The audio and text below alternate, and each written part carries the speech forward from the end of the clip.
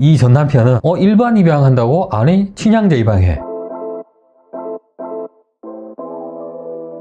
일반 입양에는 동의 못해. 친양자 입양하면 내가 동의할게. 그래서 이게 무슨 의미냐 저한테 상담을 한 거죠. 그래서 제가 이걸 안 주려고 하는 것 같은데요. 일반 입양과 친양자 입양이 좀 다릅니다. 안녕하세요. 푸른 날 채널의 최동훈 변호사입니다. 오늘 함께 나눌 얘기는 양육비를 지급하지 않겠다, 양육비를 면제해달라 이렇게 요구한 전 남편의 얘기입니다. 블로그에서 소개하신 사례 한번. 이 부부가 결혼해서 딸을 3명을 낳고 같이 살고 있었어요. 그런데 이제 남편의 뭐 폭력이라든가 이제 이런 문제가 좀 있어서 이혼을 하게 되었고, 이혼하면서 이 딸들의 양육은 이제 엄마가 하게 되었습니다. 그래서 이제 이혼을 하고 나서도 이제 뭐 양육비 지급이라든가 면접교섭 이런 문제가 있기 때문에 이 부인은 전 남편하고 뭐 연락을 아예 차단할 수는 없었어요. 그래서 뭐 어느 정도의 연락을 하면서 지내고 있었는데, 전 남편은 이혼을 했는데도 뭐 이런저런 요구를 또 하는 거예요. 시댁에 뭐 행사가 있으니까 뭐 같이 와라. 심지어 뭐 시댁 여행 가는데 같이 가자. 뭐 이런 요구를 하는 거예요. 그래서 이 부인은 이혼을 했는데 저런 요구를 하는 게 맞나 이제 이런 생각을 이제 하긴 했어요. 만약에 이제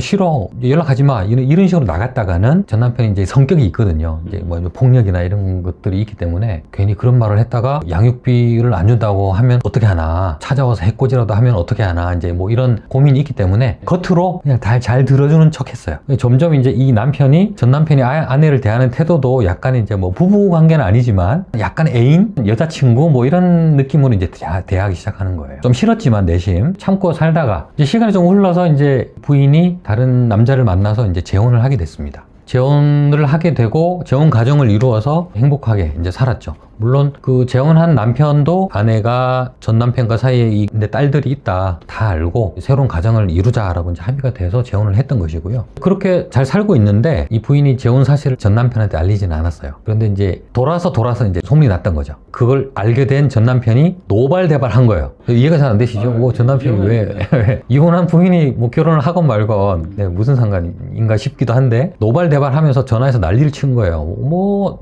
내 허락도 없이 지금 뭐 하는 짓이냐 뭐 이런 얘기를 뭐 하는 거예요. 그래서 황당한 거죠. 우리 벌써 이혼했고 남남이고 애들 면접교섭 잘하고 양육비나 잘 지급해, 엉뚱한 소리 하지 말고, 이렇게 했더니 이제 남편이 화가 나가지고 내가 잘 되나 보자 그러면서 양육비를 좀 안 주려고 막 하는 거예요. 시간이 지났더니 오늘 들어와야 될 양육비가 안 들어오는 거예요. 그래서 전화를 하면 한 10일 있다가 주는 거예요. 그 다음 달도 안 줘. 그래서 또 전화하면 또 한 10일 있다가 또 주고, 뭐 1년, 2년 이렇게 되니까 이 부인이 이제 너무 화가 나는 거예요. 일부러 이제 너 괴롭힌다, 이렇게 생각이 든 거죠. 이제 그런 찰나에 이 부인은 재혼 가정을 이뤘기 때문에 이 딸들하고 재혼한 남편하고 성이 또 다르고 하기 때문에, 그런 경우는 이제 보통 입양을 하고 성본을 이제 그 재혼한 아빠 성본으로 변경을 하거든요. 그렇게 하면 이제 겉으로 보기에 재혼 가정이다, 뭐 입양 가정이다 이런 거는 체감하지 않으니까 그런 절차를 밟기 위해서 이제 입양을 신청을 한 거예요. 그 입양 신청한 게 이제 전 남편한테 이제 연락이 갔겠죠. 동의하느냐 연락이 갔더니 이 남편이 하는 얘기가 가관인 거예요. 동의를 했을까요? 안 했을까요? 안 했을 것 같은데요. 보통은 이제 동의 안 하는 경우가 좀 많은 것 같아요. 성본까지 바꾼다고 하니까 그래도 이혼을 했지만 그래도 자녀들은 내 자녀들인데 내 성에서 다른 성으로 바뀐다고 하니까 조금 이제 기분상 언짢다거나 좀 그런 생각을 하는 경우가 많아요. 물론 아이들 입장을 생각하면 바꿔주는 게 맞거든요.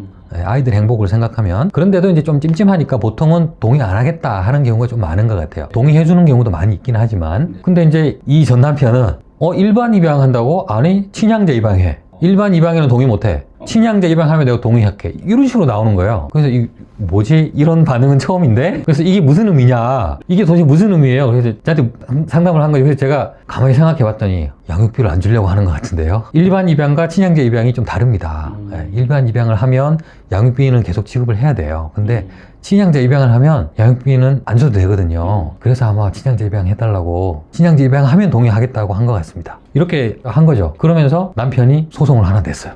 양육비를 주지 않겠다. 지금 이혼할 때 정했던 양육비 없애달라. 양육비 면제 소송을 제기한 거예요. 부인이 양육비 면제 소송 소장을 들고 이제 저한테 온 거죠. 나는 절대 양육비는 포기 못한다. 이건 애들한테 들어가는 돈인데 절대 못한다. 그리고 남편은 또 입양에는 동의해주지 않겠다. 네. 친양자 입양을 하면 동의하겠다. 이런 식으로 나오고 있다. 어떻게 해야 되냐. 그래서 이제 이 사건이 진행이 됐던 거죠. 일반 입양을 해도 양육비를 주지 않게 되는 건가요? 라는 이제 질문을 드리려고 했는데 그건 아닌 거죠. 그 일반 입양하고 친양자 입양 차이가 좀 큽니다, 생각보다. 원래는 일반 입양, 일반 미성년자 입양만 있었거든요. 미성년자 입양을 하면 입양을 한 부모가 양부모가 되겠죠. 하지만 친생 부모는 별도로 남아있죠. 친생 부모가 없어지지 않습니다. 입양된 아이는 친생 부모도 있고 입양한 부모도 있고 부모가 이제 양쪽이 되는 거죠. 양쪽 다의 자녀가 되는 거예요. 그리고 이제 그렇게 되면 나중에 이제 성본을 또 바꿀 수 있다고 말씀드렸잖아요. 내가 입양하신 부모 성으로 바꾸겠습니다라고 신청해서 바꿀 수도 있어요. 그렇다고 친생 부모와의 관계가 단절되는 건 아니거든요. 여전히 부모 자식 관계는 남아 있습니다. 그게 일반 미성년자 입양이에요. 그게 원래 모습이고, 그렇기 때문에 이제 친생 부모가 이혼을 하더라도 양육하지 않는, 예를 들어서 이제 친아빠가 양육을 하지 않는다고 하더라도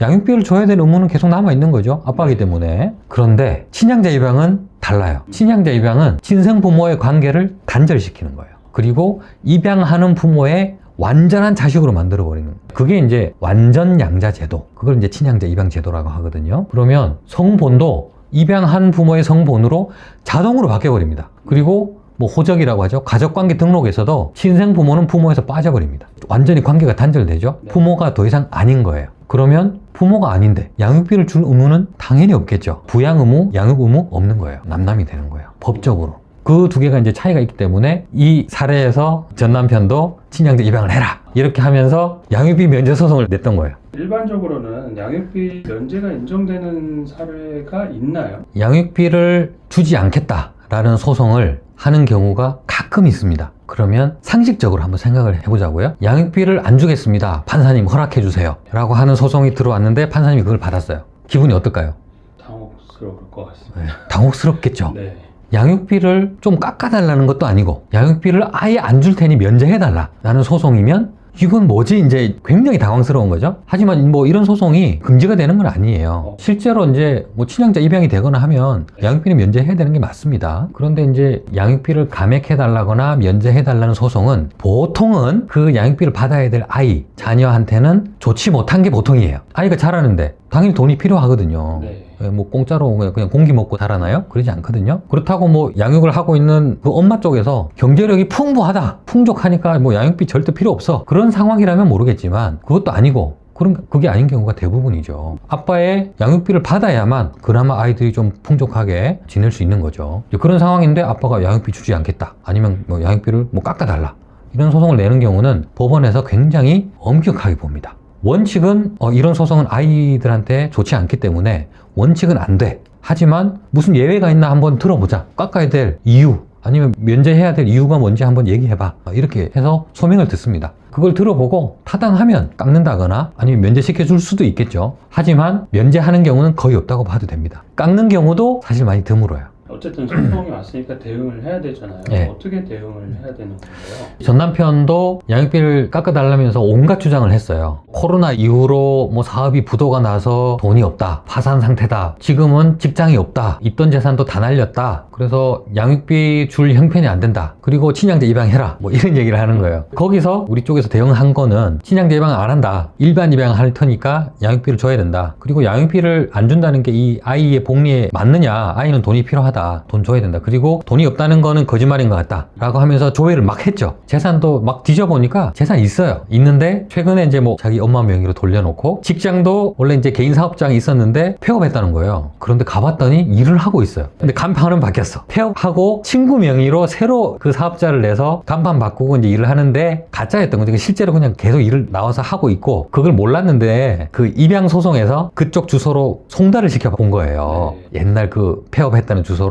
그랬더니 본인이 직접 수령했다 이렇게 나오는 거예요. 거기 있으면 안 되는 사람이 뭐야 이상한데 가보세요 라고 했더니 거기 일하고 있는 거예요. 그래서 사진 찍어 와서 이거 다 가짜입니다, 그런 걸 밝혔죠. 그래서 이제 결국 그 자료들을 다 냈더니 결론은 양육비 면제 안 된다, 계속 지급해라, 이제 이렇게 나왔고요. 그리고 뭐 입양 사건도 뭐 친양자 입양으로 안 되고 그냥 일반 입양으로 계속 진행을 해서 입양 허가 결정이 나왔고 성본 변경까지 해서 그렇게 이제 가족으로 살고 있습니다.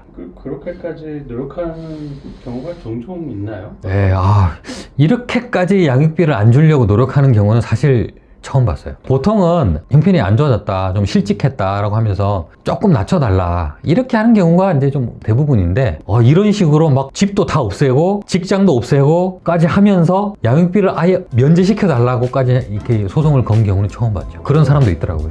예, 오늘은 이제 양육비 면제 소송에 대해서 한번 얘기를 나눠봤습니다. 양육비 면제가 사실은 그 자녀들한테는 좋지 않고 자녀들의 복리를 오히려 이제 침해하는 상황이 될 가능성이 크기 때문에 그런 소송을 하는 경우는 신중해야 될 것 같고요. 그런 소송을 당한 쪽에서는 양육비를 감액되거나 뭐 면제시키지 않도록 여러 가지 이제 반박할 수 있는 자료들을 또 많이 수집하셔서 적극적으로 좀 대응하실 필요가 있을 것 같습니다.